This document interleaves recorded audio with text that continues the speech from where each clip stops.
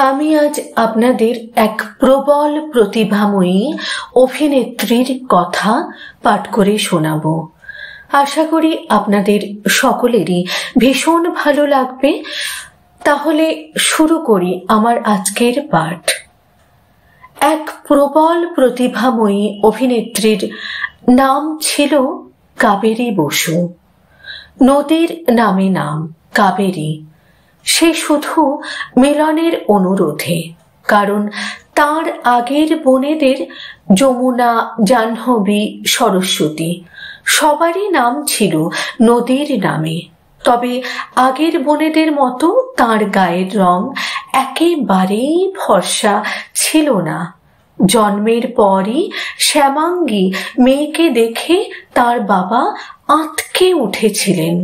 সময়ের প্রবণতায় তিনি শুধু মেয়ের গায়ের রঙই দেখেছিলেন। নাম রেখেছিলেন ভূতু। সে হয়েছিল কাবেরীর ডাক নাম।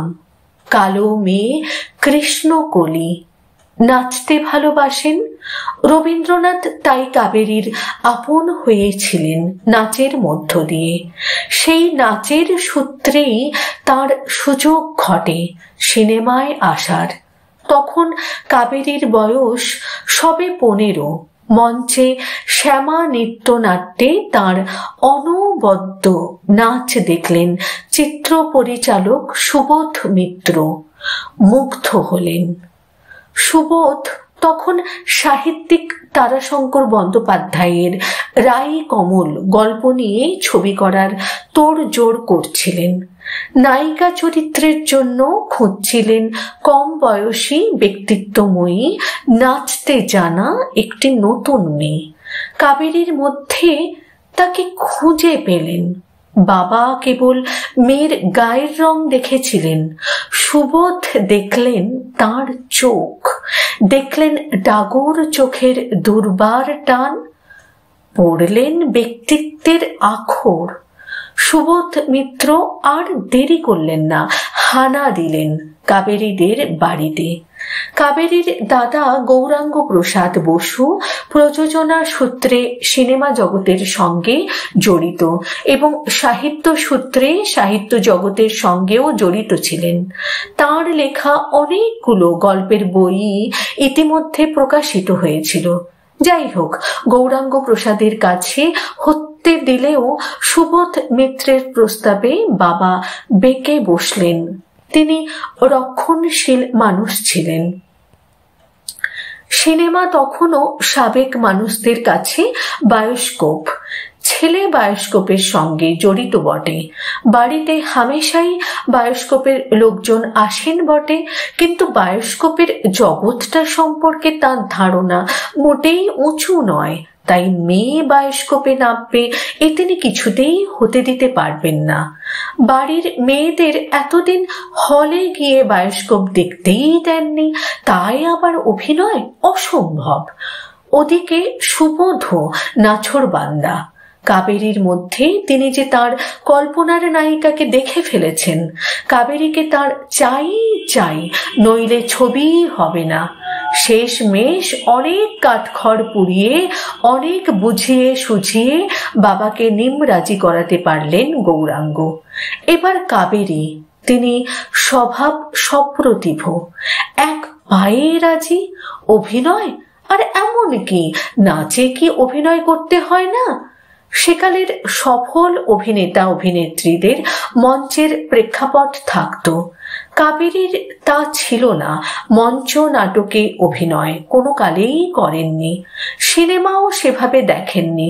কিন্তু উত্তম কুমারের বিপরীতে প্রথম ছবিতেই তিনি যেভাবে স্বতঃস্ফূর্ত ও দাপটের সঙ্গে স্বাভাবিক অভিনয় করলেন, তাতে অবাক এবং মুগ্ধ হয়ে গেলেন সকলেই।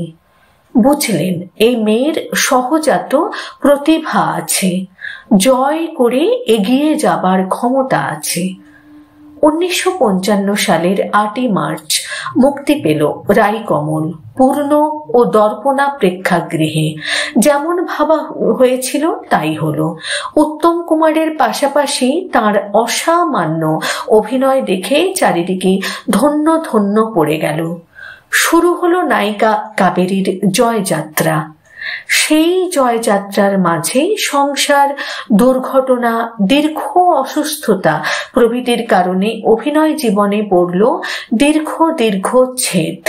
তারই মধ্যে একে একে অভিনয় করলেন দৃষ্টি, অসমাপ্ত, পরাধীন, শ্যামলী, শঙ্কর নারায়ণ ব্যাংক, মধুমালতী, আমি, সে ও সখা, অরণ্যের দিনরাত্রি ও নগর দর্পণে।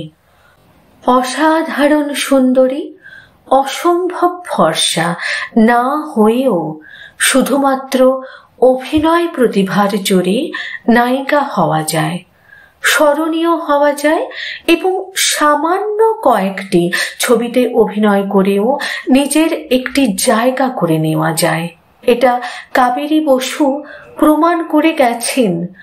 1977 সালের 18 ফেব্রুয়ারি মাত্র 39 বছর বয়সে দার্জিলিং থেকে ফেরার পথে দুর্ঘটনায় মারা যান।